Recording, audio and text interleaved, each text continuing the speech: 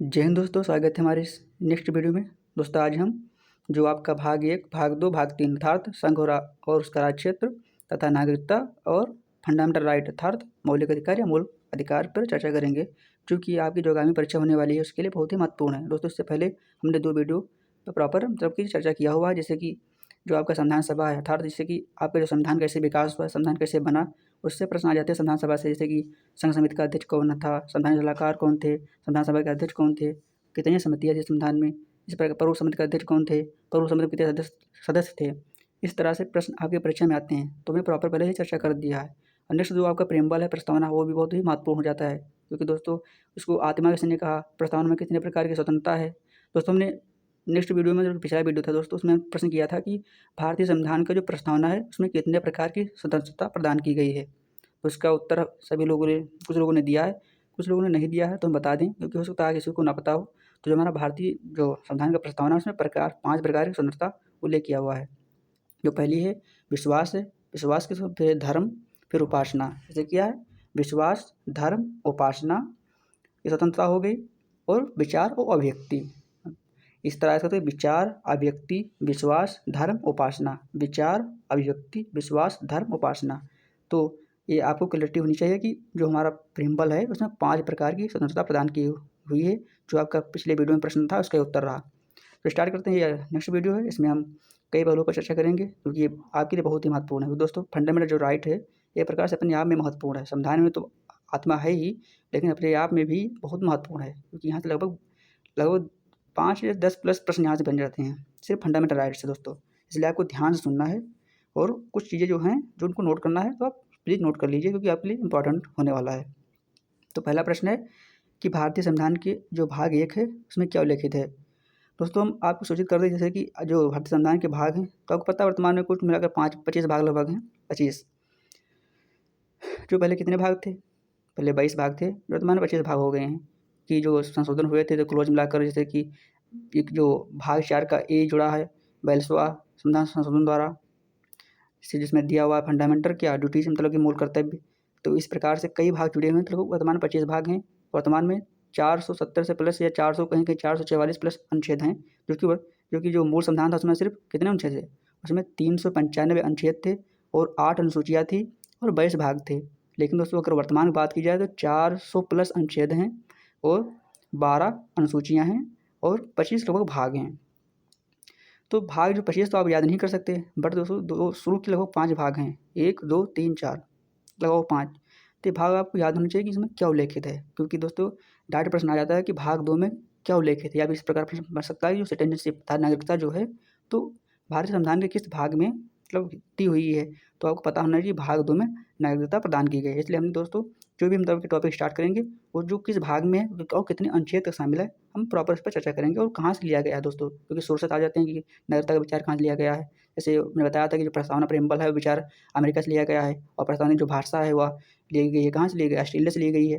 इस प्रकार से जो प्रश्न बनते हैं हमने सब प्रॉपर चर्चा किएंगे, क्योंकि जो आपका एग्जाम का लेवल है उससे हम कई गुना अब डीपली चर्चा करेंगे, सिर्फ आपको लगातार बने रहना है। तो पहला प्रश्न है कि भारतीय संविधान के जो भाग फर्स्ट है उसमें क्या दिया हुआ है, उसमें जो संघ और उसका राज्य क्षेत्र ही दिया हुआ है।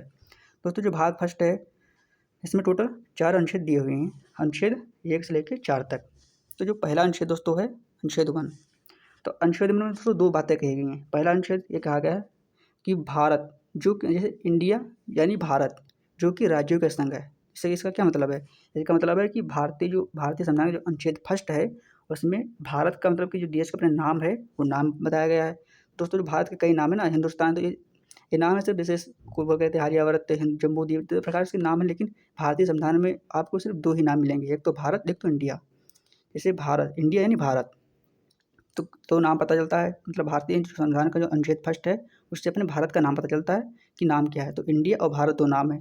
दूसरा क्या है, राज्यों का संघ, अर्थात जो अपना भारतीय संविधान का मतलब जो फर्स्ट अनुच्छेद है वो बता रहा है कि जो हमारा राष्ट्र है, हमारा राज्य भारत है, उसका नेचर क्या, उसकी प्रकृति क्या है। तो जो हमारा भारत है वो राज्यों का संघ है, अर्थात जो भारत है, तो भारत से राज्य जो अलग नहीं हो सकते हैं। जबकि अमेरिका में वो भी संघ है, लेकिन दोस्तों मतलब कि कमज़ोर संघ है। प्रकार से 3 संघ होते हैं ना, परिसंघ होते हैं और संघ होता है और संघ होता है। लेकिन जो संघ है दोस्तों, जो अमेरिका का संघ है उसको कहते हैं कन्फेडरल, और जो भारत का संघ है वो यूनियन है। तो कन्फेडरल में जो एक प्रकार से मतलब कि अलग हो सकते हैं राष्ट्र, अगर अमेरिका में चाहें तो राष्ट्र अलग हो सकते हैं, मतलब सॉरी जो राज्य हैं मतलब देश से अलग हो सकते हैं, बट जो भारत है वो यूनियन है। यूनियन मतलब होता है कि आप मतलब अलग नहीं हो सकते हैं किसी भी हाल में, इसलिए भारत को ये भी कहा जाता है कि अविनाशी राज्यों का सॉरी मतलब कि विनाशी राज्यों का अविनाशी संघ, मतलब कि राज्य तो विनाशकारी हैं बट देश जो है वो मतलब विनाशकारी नहीं है। तो ये भी आपको ध्यान रखना था। पहले अनुच्छेद से क्या पता चला, पहले अनुच्छेद से पता चला कि देश का नाम क्या है और प्रकृति क्या है। तो नाम है भारत और इंडिया, दो नाम है, और प्रकृति क्या है, तो प्रकृति दी गई संघ है। नेक्स्ट अनुच्छेद, दोनों अनुच्छेद में क्या दिया गया, तो अनुच्छेद 2 में यह प्रावधान किया गया है जैसे कोई भी बाहरी क्षेत्र हैं, जैसे कि अपने भारत वर्तमान में 28 राज्य हैं, 8 केंद्र शासित प्रदेश हैं, ये आपको पता ही है। तो जैसे कोई मतलब कि कोई जैसे नया द्वीप जैसे हिंद महासागर है, तो कोई भी मतलब नया मतलब कि द्वीप मिल जाता है, तो उसके मतलब नए देश की स्थापना करना, नए देश को मिलाना है, तो किस प्रकार मतलब देश में मिलाना है। या फिर जैसे कि कल पाकिस्तान जैसे वर्तमान पाकिस्तान है, अगर माना कि भारत ने इसको जीत लिया है, तो इसको भारत में कैसे शामिल करना है, तो क्या प्रावधान कैसे क्या होना चाहिए, क्या प्रोसेस होना चाहिए, तो सारी प्रक्रिया अनुच्छेद 2 में दी गई। तो अनुच्छेद 2 ये कह रहा है कि भारतीयों में नए राज्यों का प्रवेश या स्थापना के बारे में प्रावधान है, अनुच्छेद 2 ये कह रहा है। और अनुच्छेद 3 क्या कह रहा है, अनुच्छेद 3 ये कह रहा है जो वर्तमान में भारत के अंदर जो राज्य हैं, जैसे कि 28 राज्य हैं, जैसे उत्तर प्रदेश, महाराष्ट्र, बिहार जैसे ये राज्य हैं, तो इनके बारे में क्या प्रावधान है।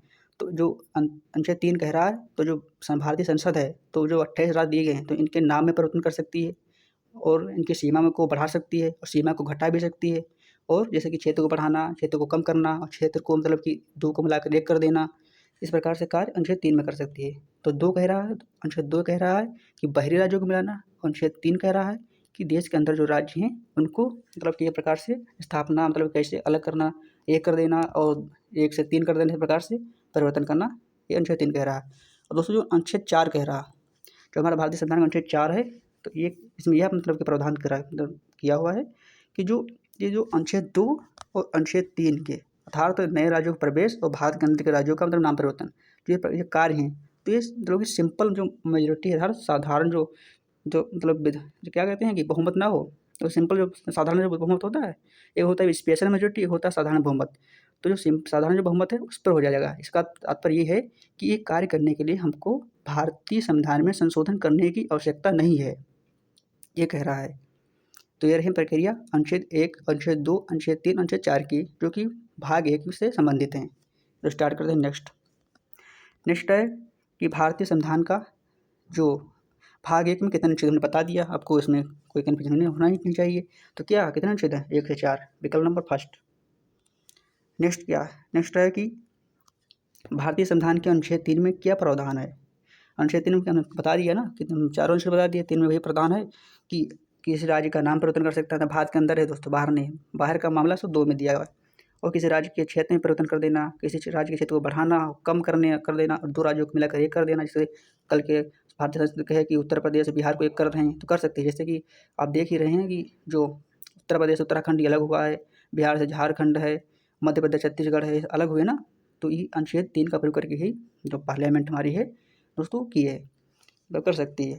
और दोस्तों ये भी प्रश्न आया कि अगर राज्यों का नाम परिवर्तन या इस तरह के कोई भी कार्य हैं तो किसके क्षेत्र में आते हैं दोस्तों, तो सारे कार्य सिर्फ संसद ही कर सकती है, ना कोई न्यायपालिका ना प्रधानमंत्री, सिर्फ संसद के अधिकार क्षेत्र में आते हैं, पार्लियामेंट प्रॉपर प्रक्रिया द्वारा। तो ये कार्य अनुच्छेद 3 के अंतर्गत से सभी कार्य होंगे। इस प्रकार इस 3 नंबर जो हमारा प्रश्न है इसका उत्तर होगा सभी।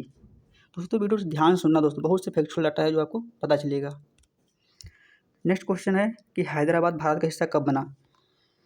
दोस्तों इससे जुड़ी एक कहानी है कोई और है, जैसे कि जब अपना भारत देश मतलब कि आज़ाद हुआ था, तो लगभग उस समय 552 देशी रियासतें थी। तो दोस्तों उसमें एक प्रावधान था, जब भारत स्वतंत्रता अधिनियम 47 आया था, उसमें एक प्रावधान था जो देशी रियासतें हैं, जैसे कि पता है कि 15 अगस्त 1947 को भारत देश का बंटवारा हो गया था, एक देश राष्ट्र बना था पाकिस्तान, एक राष्ट्र बना था इंडिया, जो भारत, आपको पहले मतलब भली बात पता है। तो इसमें एक प्रावधान था कि जो देशी रियासतें हैं, मैंने पिछले बताया हुआ कि देशी रियासतें क्या होती हैं, प्रॉपर चर्चा किया हुआ है कि देशी रियासतें क्या होती हैं। तो उसमें कहा गया था कि जो देशी रियासतें हैं तो अपनी इच्छा अनुसार वो चाहें तो पाकिस्तान में सम्मिलित हो जाएं या चाहें भारत में सम्मिलित हो जाएं। तो ये प्रकार की बहुत बड़ी समस्या मतलब कि ब्रिटेन वालों ने कर दिया था हमारे लिए। तो इसमें 2 रियासतें थी ऐसी, जो 552 रियासतें थी, तो सारी रियासतें तो भारत में शामिल हो गई अपनी इच्छा अनुसार, बस लगभग 3 थी देशी रियासतें, जैसे कि एक थी जूनागढ़, एक थी हैदराबाद, एक थी जम्मू कश्मीर। और 3 जो देशी रियासतें हैं ये शामिल नहीं होना चाहते थे। ये चाहते थे कि हम अलग अपना मतलब कि अलग रहेंगे, ना पाकिस्तान में शामिल होंगे, ना हम भारत में शामिल होंगे। तो इसलिए दोस्तों जो हैदराबाद है तो उस समय थे सरदार पटेल, इसलिए सरदार पटेल को की तुलना बिस्मार्क से की जाती है, क्योंकि जो बिस्मार्क थे वो जर्मनी का एकीकरण किए थे। तो जो सरदार पटेल है उसने इस मतलब की प्रक्रिया में अपनी एक बहुत भूमिका निभाई। उन्होंने मतलब कि पोलो ऑपरेशन किया। मतलब पोलो ऑपरेशन यह है कि पुलिस के मतलब की भेष में और आर्मी को भेज दिया और इस प्रकार से वहाँ से जो व्यवस्था उसको कायम करके 1948 में हैदराबाद को मिला लिया। जूनागढ़ को दोस्तों मतलब वहाँ हुआ क्या, जूनागढ़ जो है उसको भी मतलब मिला लिया गया। वहाँ हुआ था जनमत संग्रह दोस्तों। जनमत संग्रह हुआ कि मतलब कि जनमत संग्रह कराया गया कि कौन ऐसे मतलब कितने ऐसे मतलब कि लोग हैं जो पाकिस्तान में शामिल होना चाहते हैं और कितने लोग हैं जो भारत में शामिल होना चाहते हैं। तो ये जनमत संग्रह कराया गया वहाँ दोस्तों। तो जो मतलब कि ये क्या कहते हैं बहुमत, तो बहुमत है भारत के पक्ष में, तो इसलिए वो भारत में शामिल कर लिया गया। क्या जूनागढ़, जूनागढ़ दोस्तों 1947 में शामिल किया गया था। अब बारी आई जम्मू कश्मीर की। दोस्तों जम्मू कश्मीर को विलय पत्र के माध्यम से शामिल कराया गया दोस्तों, विलय पत्र के माध्यम से। तो ये देशी रियासतें थी जूनागढ़, जम्मू कश्मीर और हैदराबाद। तो हैदराबाद और जूनागढ़ 1948 में भारत में शामिल हुए थे और जम्मू और कश्मीर 1947 में शामिल हुए थे। तो ये भी आपको पता होना चाहिए। तो प्रश्न नंबर जो 4 है इसका उत्तर होगा विकल्प नंबर फर्स्ट। 1948 में हैदराबाद शामिल हुआ था पोलो ऑपरेशन द्वारा। सरदार पटेल ने मतलब कि एक प्रकार से पोलो ऑपरेशन भेजा था। नेक्स्ट प्रश्न है कि राज्य पुनर्गठन, हाँ, राज्य पुनर्गठन अधिनियम 1956 से पूर्व भारत के राज्यों को कितने वर्गों में बांटा गया था। तो इस प्रश्न का सही उत्तर हमारा होगा विकल्प नंबर 4, 4 वर्गों में बांटा गया था। तो कैसे बांटा गया था आप सुनिए ध्यानपूर्वक। दोस्तों जो अपना देश तो आज़ाद हो गया, देश रियासतें भी शामिल हो गई, लेकिन फिर भी जो देश थे उनको 4 वर्गों में बांटा गया। एक वर्ग था ए, दूसरा था बी, फिर है सी और डी। हिंदी मीडियम दोस्तों कहीं कहीं का, खा, गा, घा लिखा मिल जाता है। तो 4 वर्ग थे सिर्फ, मतलब राज्य नहीं बने थे कि कौन कैसा राज्य है। तो सिर्फ उत्तर प्रदेश नहीं था, कुछ था नहीं, क्योंकि उत्तर प्रदेश तो राज्य पुनर्गठन अधिनियम से बना ना दोस्तों, क्योंकि इससे पहले सिर्फ ए बी सी डी 4 वर्ग ही थे।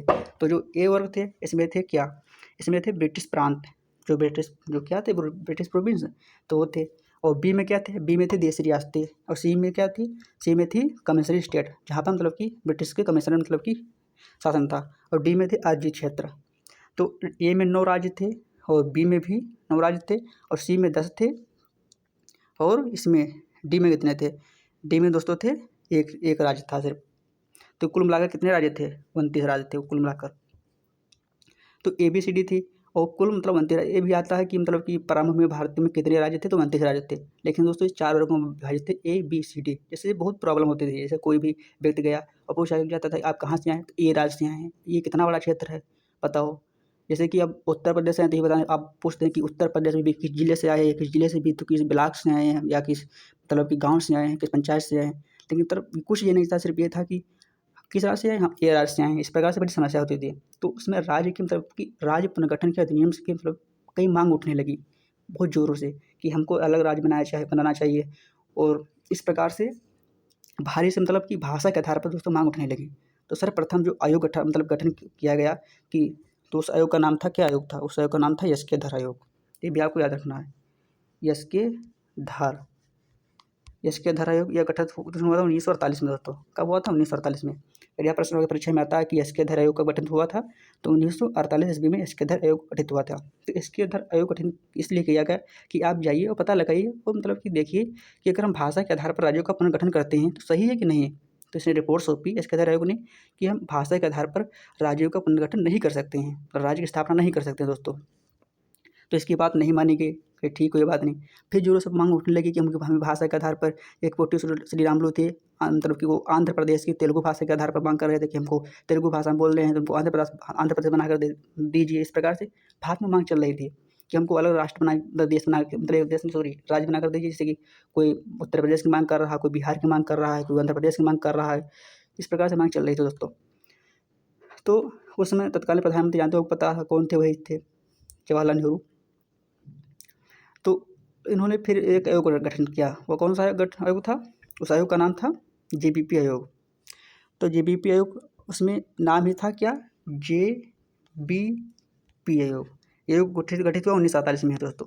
1948 में आयोग गठित हुआ और इसने रिपोर्ट 1949 में दिया दोस्तों। तो जे माने होता है जवाहरलाल नेहरू, बी माने वल्लभ भाई पटेल और पी माने पट्टाभी सीतारामैया दोस्तों। पोट्टी श्रीरामुलु दोस्तों अलग हैं, पोट्टी श्रीरामुलु दोस्तों अलग हैं और पट्टाभी सीतारामैया अलग हैं। पट्टाभी सीतारामैया ही सदन समिति के सदस्य थे, ये भी आपको पता होना चाहिए। तो इनमें 3 लोग थे, एक जवाहरलाल नेहरू थे, एक वल्लभ भाई पटेल थे, एक पोट्टी श्रीरामुलु थे, सॉरी पट्टाभी सीतारामैया थे। तो यह आयोग 1948 में गठित हुआ। इस आयोग ने 1949 में रिपोर्ट दिया और इसने भी कहा कि भाषा के आधार पर हम राज्यों का गठन नहीं कर सकते। तो फिर हम नहीं कर सकते तो मांग तो यही है, जिस प्रकार पाकिस्तान का बंटवारा, मतलब कि भारत का जब बंटवारा हुआ था तो मोहम्मद अली जिन्ना मांग थी कि हमको पाकिस्तान बना कर दीजिए, कुछ भी हो पाकिस्तान। जब अगस्त फतवा आया तब उन्हें कहा कि पाकिस्तान चाहिए, क्रिस मिशन आया तब भी कहा उन्होंने कि पाकिस्तान चाहिए, कैबिनेट मिशन आया तब उन्होंने कहा पाकिस्तान। जिस प्रकार उनकी रट थी कि हमको पाकिस्तान चाहिए, ठीक उसी प्रकार जो जो जनता थी उनकी मांग थी कि हमको राज्य चाहिए, कोई दूसरी भाषा की मांग चाहिए, जैसे कि पंजाबी भाषा के हिसाब से, कोई अलग भाषा के हिसाब से, इस प्रकार से मांग चल रही थी। तो नहीं, मतलब कि एक प्रकार से तो इसी बीच में ये बताया ना पोट्टी श्रीरामुलु दोस्तों, तो मतलब कि 56 दिनों की भूख हड़ताल पर बैठ गए कि हमको राज्य चाहिए तो चाहिए भाषा के आधार पर ही। तो दोस्तों 56 दिन के बाद, जब 56 दिन के भूख हड़ताल बैठे रहे को पोट्टी श्रीरामुलु दोस्तों, इनका कहना यह था कि हमको तेलुगु भाषा के आधार पर राज्य चाहिए। किस भाषा पर? तेलुगु भाषा के आधार पर दोस्तों, तेलुगु भाषा पर हमको राज्य बनाकर दीजिए, हम ABCD में मतलब नहीं रह सकते इस प्रकार से, और बांटा हुआ है। तो इन्होंने 56 दिनों की भूख हड़ताल पर बैठ गए। 56 दिन दोस्तों भूख हड़ताल बैठ गए, फिर इनकी मृत्यु हो गई 56 दिन के बाद। कब मृत्यु होगी? तो इनकी मृत्यु दोस्तों हो गई थी 15 दिसंबर 1952 में। कब हुई थी? 15 दिसंबर। सबको दोस्तों याद नहीं करना, सब कहानी के रूप में सुनना है आपको। 15 दिसंबर 1952 में इनकी मृत्यु हुई। किसकी? पोट्टी श्रीरामुलु की। इनकी मृत्यु हुई दोस्तों। जब मृत्यु होगी तो बहुत बड़ा बवाल खड़ा हो गया। जानते हो कि अगर कोई धरना दे रहा है आपके हिसाब से, मतलब आपके खिलाफ कोई आवाज़ उठा रहा है, अगर वही मतलब मर जाए, एक प्रकार से कितनी बड़ी बवाल हो सकता है। तो एक प्रकार से बहुत बड़ा मतलब बवाल उठ गया कि हमको अब तो बिल्कुल मांग चाहिए ही चाहिए, मतलब हमको मतलब राज्य चाहिए ही चाहिए। तो मतलब एक प्रकार से क्या कहते हैं कि मजबूरी में, तो एक प्रकार से मजबूरी में मतलब कि 1 अक्टूबर, कब दोस्तों? 1 अक्टूबर 1953 में दोस्तों, 1953 में तेलुगु भाषा के आधार पर आंध्र प्रदेश का गठन किया गया। दोस्तों ये भी ध्यान रखिएगा कि भाषा के आधार पर गठित होने वाला प्रथम राज्य कौन था? तो वो बना आंध्र प्रदेश। का गठन किया गया तो 1 अक्टूबर 1953 ईस्वी को गठन किया गया। और दोस्तों किस भाषा पर? तेलुगु भाषा पर किया गया। अब दोस्तों अब और बवाल सा खड़ा हो गया, क्योंकि दोस्तों अगर जैसे 20 लोग मांग कर रहे हैं, अगर एक लोग की मांग तरफ एक लोगों की अगर मांग जो है मान ली जाए, तो जो अन्य लोग हैं उनकी तो सोचते हैं कि हमारी मांग मतलब मान ली जाए, तो उनकी मानने के लिए जो है और दंगा होने लगे मतलब भारत देश में कि हमको भी चाहिए, हमको भी चाहिए। तो इस हिसाब से मतलब कि भारत सरकार ने जो है दोबारा फिर राज्यों का मतलब कि आयोग बनाया। उस आयोग का नाम था फजल अली आयोग। क्या था? फजल अली आयोग। फजल अली आयोग। यह आयोग कब गठित किया गया? यह आयोग गठित किया गया 1953 में। 1953 में। और इसे यही कहा गया कि आप जाइए, सर्वे कीजिए भारत में और बताइए कि भाषा के आधार पर अगर हम राज्यों का पुनर्गठन करते हैं तो कोई समस्या तो नहीं होगी। दोस्तों इस आयोग ने लगभग दोस्तों भारत का 2 साल तक मतलब एक प्रकार से भ्रमण किया और पता लगाया कि कैसे भारत का मतलब कि राज्यों का पुनर्गठन किया जाए। तो इसने 1955 में रिपोर्ट दी। रिपोर्ट कब दी दोस्तों? 53 में गठन हुआ और रिपोर्ट उसने 1955 में दी। दोस्तों फैक्चुअल डाटा है, हो सकता है याद जाए परीक्षा में कि फजल अली आयोग गठित हुआ, तो 1953 में फजल अली आयोग गठित हुआ, 1955 में इसने रिपोर्ट दी। और दोस्तों जो फजल अली आयोग दोस्तों था, इसमें 3 सदस्य थे। एक तो थे हृदयनाथ कुंजरू और दूसरे थे KM पडिक्कर और फजल अली तो थे ही जो कि न्यायाधीश थे, खुद जज थे। तो यह रिपोर्ट जो है 1953 गठित हुआ फजल अली आयोग और 1955 में रिपोर्ट दी। इसने पहली बार कहा कि आप भाषा के आधार पर राज्यों का पुनर्गठन कर सकते हैं, लेकिन कहा सिर्फ भाषा नहीं, साथ में आपको प्रशासन भी देखना होगा। तो दोस्तों अगर यह प्रश्न आ जाए कि किस आयोग ने भाषा के आधार पर राज्य का गठन करने के लिए अनुमति दी, तो फजल अली आयोग ने। इसका गठन 1953 हुआ। इसने रिपोर्ट 1955 में सौंपी। इसमें 3 सदस्य थे, एक तो फजल अली जो कि अध्यक्ष थे, नेक्स्ट थे हृदयनाथ कुंजरू और KM पडिक्कर। अब दोस्तों पहला फिर से रिवीजन करते हैं दोस्तों। पहला कौन था आयोग था? पहला आयोग था जिसके आधार आयोग, जो कि 1948 में गठित हुआ और 48 में रिपोर्ट सौंपी, जो कि कहा कि भाषा के आधार पर नहीं कर सकते। नेक्स्ट हुआ JBP आयोग, जो कि 1948 में बना, 49 में रिपोर्ट सौंपी। इसने भी मना कर दिया कि भाषा के आधार पर नहीं कर सकते। फिर पोट्टी श्रीरामुलु भूख हड़ताल पर बैठ गए, 56 दिन के बाद मर गए। तत्पश्चात 1 अक्टूबर 1953 में आंध्र प्रदेश का गठन हुआ। तत्पश्चात फजल अली आयोग 1953 बनाया गया, 55 में रिपोर्ट सौंपी और कहा कि आप भाषा के आधार पर कर सकते हैं। ये रही आपका कहानी दोस्तों। इस प्रकार तत्पश्चात क्या हुआ? जब 55 में रिपोर्ट सौंपी किसने? फजल अली आयोग ने। तब दोस्तों क्या आया? तब आया राज्य पुनर्गठन अधिनियम 1956 दोस्तों। ये यहाँ तक आने की कहानी दोस्तों रही। तो इसलिए आपको बता दें दोस्तों, प्रश्न तो सिर्फ मतलब कि कम है, लेकिन दोस्तों मतलब कहानी दोस्तों जितनी भी पोलिटी संपूर्ण पोलिटी दोस्तों को कहानी सुनाए कहानी रूप में। तो जैसे कि अगर आपके परीक्षा में आता है कि फजल अली आयोग कब कब गठित हुआ, तो हमें उम्मीद है कि आप आसानी से उत्तर कर पाएंगे। 1953 में गठित हुआ। 55 रिपोर्ट थी, कितने सदस्य थे। अगर यह प्रश्न आ जाए कि फजल अली आयोग में इनमें से ऐसा कौन सा सदस्य नहीं था, तो 3 थे ही, एक कोई अलग से दे देगा तो पूछेगा कौन था, तो आपको बताना होगा कि कौन नहीं था। तो हमें उम्मीद है आपसे जो आपको लगे कि इंपॉर्टेंट है आप नोट करती जाइए, और अगर नहीं नोट कर रहे हैं तो बार बार देखने से आपको याद भी हो जाएगा। तो इस तरह हमारा ये राज्य पुनर्गठन अधिनियम 1956 आया। तो इसमें जो आया था वो दोस्तों, तो उस समय 7वां संविधान संशोधन हुआ। दोस्तों ये भी याद रखना कि राज्य पुनर्गठन अधिनियम के माध्यम से कौन संविधान संशोधन हुआ, तो 7वां हुआ। तो इस संशोधन के माध्यम से क्या हुआ, इस संशोधन के माध्यम से जो ये 4 थे ABCD वर्ग थे, इनको रद्द कर दिया गया। क्या था ABCD, इनको रद्द कर दिया गया। इनके स्तर पर 14 राज्य बनाए गए प्लस 6 UT बनाए गए। इतने 6 UT, 14 UT मतलब यूनियन टेरिटरी मतलब केंद्र शासित प्रदेश, अर्थात 14 राज्य और 6 केंद्र शासित प्रदेश बनाए गए। यह आपको ध्यान रखना, 7वें संविधान संशोधन के माध्यम से 14 राज्य 6 केंद्र शासित प्रदेश बनाए गए, क्योंकि बाद में धीरे धीरे बनते गए। वर्तमान में 28 राज्य और 8 केंद्र शासित प्रदेश है, जो आपको भली बात से पता है। तो 5 नंबर का प्रश्न जो है, तो यही राज्य पुनर्गठन अधिनियम 1956 से पूर्व भारत में राज्य कितने वर्गों में थे, तो 4 थे ABCD। तो ऐसी सारी कहानी हमने बता दी इसके बारे में। नेक्स्ट प्रश्न है कि यश के धारायोग, तुमने बताया प्रश्न आ गया, यश के धारायोग का गठन जो गठित है कब किया गया था, तो कब किया गया था, कई बार बताया। इसके अंदर कब, 1948 में। विकल्प नंबर 20 है इसका। तो कॉमन से पूरी कहानी इसके बारे में बता दी है, तो कॉमन सा प्रश्न आपके लग रहा होगा। नेक्स्ट प्रश्न है कि भाषा के आधार पर गठित होने वाला प्रथम राज्य कौन था, हमने कई बार बताया। 1 अक्टूबर 1953 में आंध्र प्रदेश दोस्तों, तेलुगु भाषा के आधार पर। पोटो श्रीरामुलु जी मर गए 56 दिन के बाद, ये भी आपको याद रखना है। नेक्स्ट प्रश्न, राज्य पुनर्गठन अधिनियम के तहत कितने राज्य और केंद्र शासित प्रदेश बने, तो कितने बने, 14 राज्य 6। विकल्प नंबर फर्स्ट ही सही है आपका। कौन सा मतलब कि कौन सा तो अमेंडमेंट हुआ, तो 7वां हुआ, 7th अमेंडमेंट हुआ, इसके माध्यम से बनाया गया दोस्तों। नेक्स्ट प्रश्न, भारत में किस प्रकार की नागरिकता है, तो दोस्तों नागरिकता का प्रश्न है। तो यहाँ से दोस्तों जितने भी प्रश्न भाग 1 से बन सकते थे, हमने सारी पूरी कहानियों को सुना दिया। अब नेक्स्ट प्रश्न है नागरिकता सिटीजनशिप, जो कि भाग 2 में मतलब कि उल्लेख किया गया भाग 2 में। तो पहला जो है नागरिकता कहाँ से ली गई, जो नागरिकता का विचार है, तो विचार कहाँ से लिया गया है, तो विचार लिया गया है ब्रिटेन से, क्योंकि ब्रिटेन में एक ही नागरिकता है और अमेरिका में दोहरी नागरिकता है। तो एक प्रकार से समझ लें कि एक ही दोहरी क्या होती है, आपको बेसिक पढ़ा है, लेकिन बता दें एक ही जो होता है, जैसे अपना भारत देश है, हमें एक ही नागरिकता है। ये दोस्तों प्रश्न आता है, आ जा सकता है परीक्षा में कि भारत में कैसी नागरिकता है, तो एक ही मतलब होता है कि आप जो आपका आधार कार्ड उसमें सिर्फ लिखा है भारत का, तो भारत का नागरिकता, यही जहाँ भी आप मतलब कि ये प्रकार से जो भी आपके डॉक्यूमेंट्स हैं उसमें से भारत का लिखा होगा। ये भी नहीं कि राज्य का अलग और भारत का अलग। और जो दोहरी होता है कि आप जिस राज्य के उसका अलग मतलब परिचय पत्र, उसका अलग सिस्टम पूरा होगा कि भारत की मतलब कि जैसे फॉर एग्जाम्पल कि भारत में दोहरी अगर नागरिकता होती हो, तो आपको उत्तर प्रदेश की अलग नागरिकता लेनी पड़ती और भारत की भारत की अलग लेनी पड़ती है, तो होती है दोहरी नागरिकता। लेकिन भारत में ऐसा प्रावधान नहीं है, आप किसी भी राज्य में हैं, नागरिकता एक ही है, मतलब भारत की ही, मतलब हम सब इंडियन हैं, हम सब भारतीय हैं। नहीं कहते हैं कि हम उत्तर प्रदेश से हैं, वो तो आपका राज्य है, लेकिन नागरिक सिर्फ भारत के हैं। इसलिए अपने भारत देश में नागरिकता जो है एक ही है, मतलब एक ही, और जबकि अमेरिका में दोहरी है। तो जो नागरिकता का विचार जो लिया गया है वो ब्रिटेन से लिया गया है दोस्तों, ना कि मतलब अमेरिका से। तो इसमें पूछ रहा है कि भारत में किस प्रकार की नागरिकता है, किस प्रकार की है, या कह रही है कहाँ दिया गया है, विकल्प नंबर फर्स्ट दिया गया है, तो विकल्प नंबर फर्स्ट ही आपका सही होगा। नेक्स्ट प्रश्न है कि भारतीय संविधान का भाग 2 कैसे संबंधित है, बता दिया। जो सिटीजनशिप है, जो नागरिकता है, तो भारतीय संविधान का जो भाग 2 है, तो नागरिकता से संबंधित है भाग 2। मौलिक अधिकार जो भाग 3 संबंधित है, वो आपको आगे अभी मिलेंगे, सिर्फ आपको लगातार बने रहना है। नेक्स्ट प्रश्न है कि भारतीय संविधान का अनुच्छेद जो 5 है, हमें क्या प्रावधान किया गया है, दोस्तों बता दें। अब ध्यान से सुनिएगा, आप बताएंगे कि जो नागरिकता का है कितने अनुच्छेद में उल्लेख किया गया है, मतलब नागरिकता में किससे संबंधित कितने अनुच्छेद हैं और अनुच्छेदों में क्या प्रावधान किया गया दोस्तों, क्योंकि हम सोचते हैं आपको सारे अनुच्छेद 395 अनुच्छेद आपको याद होने चाहिए।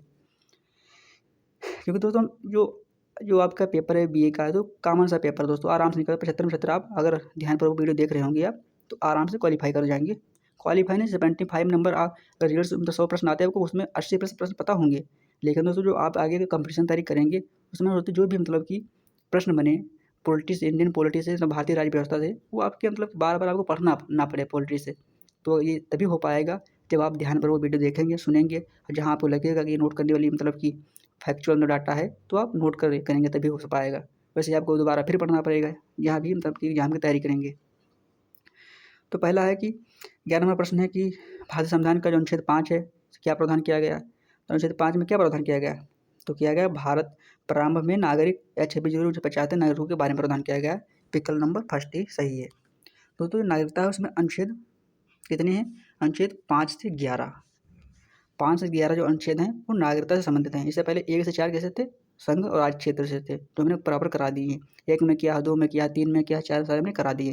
अब दोस्तों 5 से 11, तो अनुच्छेद 5 से प्रावधान ये किया गया है, जो भारतीय संविधान जब 26 जनवरी 1950 को लागू हुआ था, तो उससे पहले कौन नागरिक होगा इसके बारे में दिया गया है। तो अनुच्छेद 5 में ये कहा गया है कि जो जिनका जन्म भारत में मतलब संविधान लागू से पहले हुआ था, वो भारत के नागरिक होंगे, या फिर उनके माता पिता मतलब भारत में पहले से रह रहे हों, वो नागरिक होंगे, या फिर भारतीय संविधान लागू होने से पहले वो 5 साल तक भारत में रह रहे हों। जो भी भारत से मतलब कि 5 साल पहले रह रहा होगा मतलब कि संविधान लागू होने से पूर्व, वो डायरेक्ट अनुच्छेद 5 के तहत नागरिक मतलब नागरिकता उसको प्राप्त हो जाएगी। ये 5 में दिया हुआ है दोस्तों। और अनुच्छेद 6 में क्या दिया हुआ है? अनुच्छेद 6 में यह प्रावधान किया हुआ है कि जैसे पाकिस्तान से बंटवारा दोस्तों हुआ था 15 अगस्त 1947।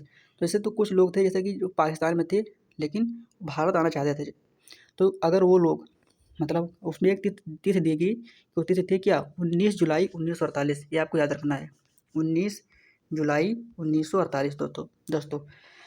तो ये तिथि है दोस्तों। इसमें ये प्रावधान रखा गया अनुच्छेद 6 में कि जो व्यक्ति पाकिस्तान से 19 जुलाई हाँ, जुलाई है, 19 जुलाई 1948 से पूर्व भारत मतलब कि आ जाएंगे, तो डायरेक्ट नागरिक हो जाएंगे। ये प्रावधान किया गया अनुच्छेद 6 में दोस्तों। जो व्यक्ति पाकिस्तान से 19 जुलाई 1948 तक भारत आ जाएंगे, वो लोग डायरेक्ट नागरिक मतलब कि नागरिकता उनको प्राप्त हो जाएगी। अगर वो मतलब इसके बाद आते हैं तो उनको क्या करना पड़ेगा? उनको मतलब कि पहले रहना पड़ेगा 6 माह, तत्पश्चात पंजीकरण मतलब कि अप्लाई करना पड़ेगा। उसके पश्चात उनको नागरिकता प्रदान करने के बारे में सोचा जाएगा। तो 6 ये कह रहा है कि पाकिस्तान से भारत आने वाले व्यक्ति कैसे मतलब कि नागरिकता कैसे उनको प्राप्त होगी, इसके बारे में प्रावधान हमारा अनुच्छेद 6 कह रहा है।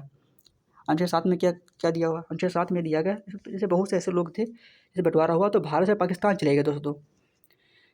जब पाकिस्तान चले गए तो वहाँ उनको कुछ मतलब कुछ समस्या रही होंगी या कुछ मतलब कि हुआ होगा, तो ऐसे वो दोबारा मतलब चाहते हैं कि भारत में हम वापस चले जाएँ।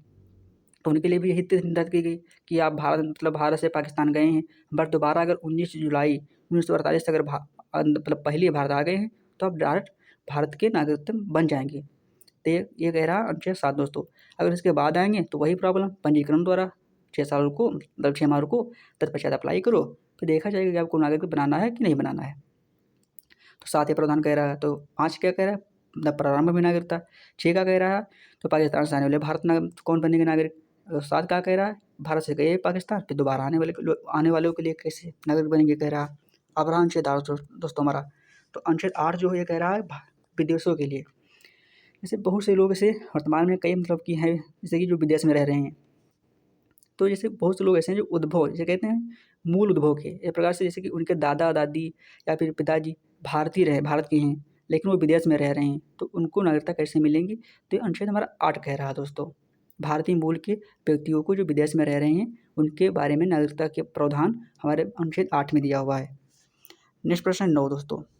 9 में दोस्तों है क्या है? सटट गैलू, अर्थात मतलब क्या है? वहाँ सटे हो तो यहाँ चले गए हो। इसका मतलब तात्पर्य यह है कि अगर जैसे कि आप हैं, जैसे हम हैं, अगर नागरिकता हम किसी अन्य देश की ग्रहण कर लेते, वर्तमान समय में जैसे हम हैं, अगर हम ब्रिटेन की नागरिकता ग्रहण कर लेते हैं, तो जैसे वहाँ की हम नागरिकता ग्रहण करेंगे, तैसे यहाँ से हम धो देंगे, अर्थात यहाँ से हमारी नागरिकता क्या कहते हैं वंचित हो जाएंगे, एक प्रकार से समाप्त हो जाएगी। तो ये अनुच्छेद 9 कह रहा है कि अगर आप किसी देश की नागरिकता ग्रहण करते हैं तो भारत की नागरिकता आप खो देंगे। 9 कह रहा है। 10 क्या कह रहा है? 10 ये कह रहा है कि नागरिकता के संबंध में जितने भी जो मतलब कि जो नागरिकता है आपकी संसद की इच्छा तक निर्भर रहेगी। संसद चाहेगी तो नागरिकता आपसे छीन भी सकती है, तो ये नियम कानून के तहत। 10 है दोस्तों। अनुच्छेद 11 का कह रहा है, अनुच्छेद 11 कह रहा है कि नागरिकता संबंध में जो भी नए कानून बनेंगे, जैसे कि नए कानून जैसे कि आगे पढ़ाएंगे नागरिकता संशोधन अधिनियम 1955 पढ़ाएंगे दोस्तों अभी। तो जो भी मतलब नागरिकता संबंधित जो भी नए कानून बनेंगे, वो आप बनाने का अधिकार किसको है? दोस्तों हमारे इंडियन पार्लियामेंट को दोस्तों, किसी को भी नहीं, सिर्फ संसद को है दोस्तों। तो ये याद रखना है, जितने भी संविधान में जो चीज़ होगी संशोधन सिर्फ संसद को दोस्तों अधिकार है, पार्लियामेंट को। तो अगर यह प्रश्न आता है परीक्षा में कि अगर मतलब कि नागरिकता के संबंध में कानून बनाने का अधिकार किसको है, तो संसद को दोस्तों है। तो अनुच्छेद 11 प्रदान करता है दोस्तों। इसी का अनुच्छेद 11 का प्रयोग करके ही हमारी इंडियन पार्लियामेंट जो है तो नागरिकता संशोधन अधिनियम 1955 लाई। उसमें दोस्तों लगभग 7 बार संशोधन हो चुका है। 1955 में आया था, उसके बाद 86 में संशोधन हुआ, फिर दोस्तों 1900 इसमें हुआ, फिर 1992 में उसमें संशोधन हुआ, फिर 2003 में संशोधन हुआ, फिर 2000 मतलब कि ये प्रकार से 5 में, और फिर 15 में, फिर लास्टेस्ट जो आया 2019 में आया है दोस्तों। जो 1955 है और 2019 दो अधिनियम है दोस्तों, आपको पढ़ाएंगे क्योंकि ये इंपॉर्टेंट है। तो ये कहानी रही भाग 2 से। हमें उम्मीद है आपको समझ में आया होगा। अगर नहीं समझ में आया तो आप जाइए वीडियो बैक किए, पीछे करिए और आगे, इससे आपको समझ में अच्छे से आएगा। नेक्स्ट प्रश्न है कि नागरिकता के संबंध में कानून बनाने का अधिकार किसको है। मैंने प्रॉपर कई बार बताया किसको है, संसद को है। विकल्प नंबर फर्स्ट है, तो बेसिक सा है। नेक्स्ट प्रश्न है नागरिकता संशोधन अधिनियम 1955 के तहत कितने प्रकार से नागरिकता ग्रहण की जा सकती है। अब दोस्तों अब आ गया एक्ट, जो दोस्तों आपको बता दें जो अनुच्छेद 5 से 11 है, तो इस हम किसकी बात कर रहे हैं, जो वर्तमान में दोस्तों नागरिकता जो मिलती है, तो दोस्तों संविधान के अनुसार नहीं मिलते, मतलब कि अनुच्छेद के अनुसार नहीं मिलती है। ये तो सिर्फ तब के लिए 5 से जो 11 अनुच्छेद दिए गए हैं, ये सिर्फ प्रारंभ में जो नागरिक थे अर्थात 26 जनवरी 1950 से जो भी नागरिक बने उनके बारे में प्रावधान किया गया है। और बाकी जो वर्तमान में जो नागरिकता दी जाती है दोस्तों, तो वह है नागरिकता संशोधन 1955 अर्थात CAA, अर्थात CAA लिख रहे हैं CAA, मतलब कि constitution amendment act, sorry citizenship amendment act, तो नागरिकता संशोधन अधिनियम 1955। इसके तहत ही आप वर्तमान में नागरिकता प्राप्त होती है सभी को। अगर कोई व्यक्ति इस समय नागरिकता ग्रहण करना चाहे तो दोस्तों अनुच्छेद के अनुसार नहीं मिलेगी, आप नागरिकता मिलेगी नागरिकता संशोधन अधिनियम 1955 के अनुसार। तो इसमें यह प्रावधान दिया गया है कि नागरिकता दोस्तों है, इसमें नागरिकता 5 प्रकार से ग्रहण कर सकते हैं आप, और 3 प्रकार से नागरिकता आप खो सकते हैं। तो पहला कौन सा प्रकार है जिससे आप नागरिकता ग्रहण कर सकते हैं, आपको पता होना चाहिए, लिख लीजिए अगर लिखना चाहिए आप। पहला ये है आपको मिलता है वंश द्वारा, दूसरा है जन्म द्वारा, फिर है पंजीकरण द्वारा, फिर नेक्स्ट है देशीकरण द्वारा, फिर है अर्जित क्षेत्र द्वारा। अब बात करते हैं एक बात कर लेते हैं, जन्म द्वारा कैसे मिलेगी। तो जन्म द्वारा 1955 का जो एक्ट आया था उसमें प्रावधान था जिसका भी जन्म भारत में हो जाएगा वो भारत का नागरिक बन जाएगा। दोस्तों ये 1955 का जो एक्ट आया था उसमें प्रावधान था, पर दोस्तों इसका मिसयूज होने लगा। बहुत से लोग जो है अवैध तरीके से आते थे भारत में, जैसे कोई जैसे ब्रिटेन से आया टहलने भारत के लिए घूमने आया, उसका जन्म भारत में हो गया तो भारत का नागरिक हो गया। तो इस प्रकार से गलत बात है ना। तो इसमें संशोधन किया गया 1986 में, दूसरा मतलब कि प्रावधान किया गया। उसमें कहा गया कि जन्म भारत में हुआ हो बट माता या पिता में से कोई भारतीय होना चाहिए दोस्तों। ये 86 प्रावधान किया गया इसमें। लेकिन फिर भी इसका मिसयूज होने लगा क्योंकि बहुत से आतंकवादी दोस्तों आने लगे और भारतीयों में भारतीय स्त्रियों के साथ शादी किए और आराम से मतलब कि उनका बेटा हो गया, उनका वो स्वतः ही नागरिक बन जाएगा क्योंकि उसमें लिखा हुआ है कि तब माता या पिता में से भारतीय हो, तो माता भारतीय है ही है, पिता आतंकवादी तो कोई बात नहीं, इसमें दिया हुआ है। इसका भी मिसयूज होने लगा। तो फिर इसमें 2003 में संशोधन किया गया। तब कहा गया कि जन्म से नागरिकता जन्म से तो मिल ही जाएगी, बट इसमें प्रावधान किया गया कि माता या पिता में से एक भारतीय हो बट दूसरा अवैध प्रवासी ना होना चाहिए। उससे ये प्रावधान किया गया, मतलब कि अगर जैसे माता अगर भारतीय है तो पिता अवैध नहीं होना चाहिए, आतंकवादी नहीं होना चाहिए, मतलब कि ये प्रकार से वो भी अवैध ना हो। उसके मतलब कि कोई एक प्रकार से सही होगा, अच्छा चरित्र हो, जाना माना प्रकार से हो, मतलब कि भारत नज़र में अच्छा होगा चरित्र होना चाहिए। तो ये प्रावधान किया गया। तो जो 55 में एक्ट था तो जन्म के संबंध में 86 में हुआ संशोधन और 3 में भी हुआ संशोधन। तो जन्म से इस प्रकार तो वर्तमान में कैसे प्राप्त कर सकते हैं। वर्तमान में ये है कि आपका जन्म भारत में हुआ हो, आपकी माता पिता में से कोई भारतीय हो और दूसरा कोई अवैध प्रवासी ना होना चाहिए, तो आपको नागरिकता भारत की मिल जाएगी। दूसरा क्या, वंश द्वारा। वंश द्वारा दोस्तों वही है कि आपका जन्म जिससे कि जो आपके माता पिता हैं अगर भारतीय हैं तो आपको वंश द्वारा मिल जाएगी दोस्तों।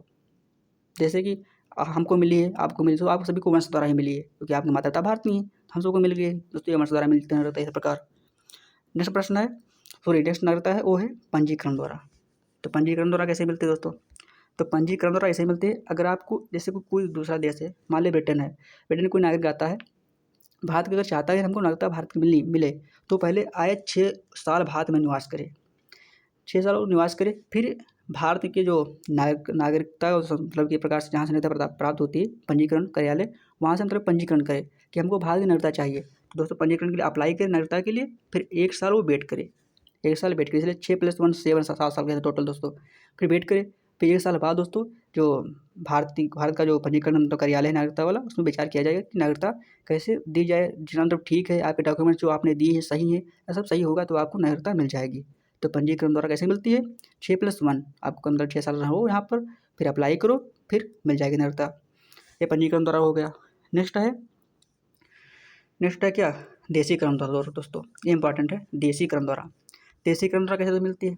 देशीकरण द्वारा ऐसे मिलती है, या फिर जो देशीकरण है, अगर आपको नागरिकता भारत में चाहिए देशीकरण द्वारा, तो आपके वहाँ जिस भी राष्ट्र से आप निवासी हैं वहाँ भी इसी प्रकार से नागरिकता दी जाती हो दोस्तों। ये पहली शर्त इसमें है। अगर देशीकरण द्वारा आपके वहाँ नागरिकता नहीं प्रदान की जाती है दोस्तों, तो हमारे यहाँ भी नागरिकता आपको नहीं मिलेगी। ये शर्त है। दूसरी शर्त क्या है? दूसरी शर्त है आपको मतलब कि जो भारत की जो 8वीं अनुसूची है उसमें 22 भाषाएँ हैं। पहले 14 थी, वर्तमान में 22 भाषाएँ हैं दोस्तों। उसमें कोई भी आपको जो भाषा अच्छी प्रकार से आती हो दोस्तों, उसके मतलब कि क्या कहते हैं, जाने माने अगर आपको क्या आता हो एक भाषा, जैसे कि 22 भाषा, जैसे हिंदी है, इस प्रकार भाषा है, तो आपको हिंदी भी आपको आनी चाहिए। ये जरूरी नहीं कि हिंदी है, मतलब कि 22 भाषा में से कोई भी भाषा आपको अच्छी प्रकार से आना चाहिए। नेक्स्ट, अथवा यह है कि भारत सरकार की नज़र में आपका चरित्र अच्छा होना चाहिए। अथवा क्या है? अथवा यह है कि आप विज्ञान के या कला के या साहित्य के क्षेत्र में कोई अच्छा कार्य किए हो, जैसे कि आप साइंटिस्ट हैं, आप कवि हैं, आप कोई कला मतलब कि कोई जैसे कि खोज की हो, इस प्रकार का कोई चरित्र आपका है, तो आपको देशीकरण द्वारा नागरिकता मिल जाएगी दोस्तों। ये रही देशीकरण द्वारा। नेक्स्ट है अर्जित क्षेत्र द्वारा। तो अर्जित क्षेत्र द्वारा तो बहुत ही सिंपल सा है। कैसे मिलती है? ये ऐसे मिलती है जैसे वर्तमान पाकिस्तान है। अगर हम भारत देश अगर पाकिस्तान को जीत लेता है, तो जो पाकिस्तान के लोग हैं उनको स्वतः ही नागरिक भारत के हो जाएंगे। तो अर्जित में कुछ नहीं करना पड़ता है आपको। हम अपने अंदर मतलब कि अब भारत देश में शामिल हुए, आप तुरंत नागरिक। जैसे कि कब? जैसे कि सिक्किम जब भारत को शामिल हुआ था, तो जो सिक्किम जो शामिल हुआ था 1974 में, तो नागरिक मतलब कि जो वहाँ के जो नागरिक थे, तो स्वतः ही मतलब भारत के नागरिक हो गए थे। तो सिंपल से अर्जित क्षेत्र द्वारा, इसमें कोई डाउट वाली बात नहीं है। तो दोस्तों ये रहे कि कितने प्रकार से नागरिकता 1955 के तहत मिलती है, अधिनियम में कितने प्रकार की नागरिकता मिलती है, और उसमें क्या वो लेके आए, तो पूरे विस्तार से बता दिया। तो अगर जिस हिसाब से बता रहे हैं, ये अगर इस हिसाब से देखा जाए तो PSC लेवल की तैयारी है। ये यूनियन PSC दे या फिर स्टेट PSC दे, ये इतना डीपली आपकी परीक्षा में नहीं आएगा। लेकिन सोचते हैं कि अगर आए भी तो आप वहाँ से पेपर देकर यह ना कहें कि आपने यहाँ नहीं बताया है, ये पॉइंट आपने छोड़ दिए, तो ये ना कहें, क्योंकि यहाँ से हट के कुछ भी आपकी परीक्षा में नहीं जाएगा। अगर आप ध्यान से सुन रहे होंगे तो आपका बिल्कुल पेपर यहाँ से ही फंसेगा। तो ये रही मतलब कि इसमें क्या दिया गया, नागरिकता संशोधन अधिनियम 1955 के तहत कितने प्रकार से नागरिकता ग्रहण की जा सकती है। तो कितने प्रकार? 5 प्रकार से। और कौन से तरीके, हमने सारे भी आपको बिल्कुल विस्तार पूर्वक उन्हें बता दिया है। इसमें कोई चिंता वाली बात नहीं है। नेक्स्ट प्रश्न है कि नागरिकता संशोधन अधिनियम 1955 के तहत कितने प्रकार से नागरिकता समाप्त की जा सकती है। तो ये भी आपको पता होना चाहिए। कितने प्रकार से? 3 प्रकार से। कौन कौन 3? तो 3 पहला इमा है समाप्त, दूसरा है परित्याग, फिर का वंचित। तो समाप्त क्या है? तो समाप्त ये है जैसे कि जैसे हम हैं, अगर हम ब्रिटेन की मतलब किसी भी देश की अन्य देश की नागरिकता ग्रहण कर लेते हैं, नागरिक अगर बन जाते हैं, तो हमारी जो भारत की नागरिकता हो तो स्वतः ही समाप्त हो जाएगी। समाप्त हो गया। और परित्याग क्या हो गया? परित्याग यह हो गया कि हम स्वेच्छा से हम कहें कि हम भारत की नागरिकता हम त्याग रहे हैं, तो परित्याग हो गया। वंचित क्या हो गया?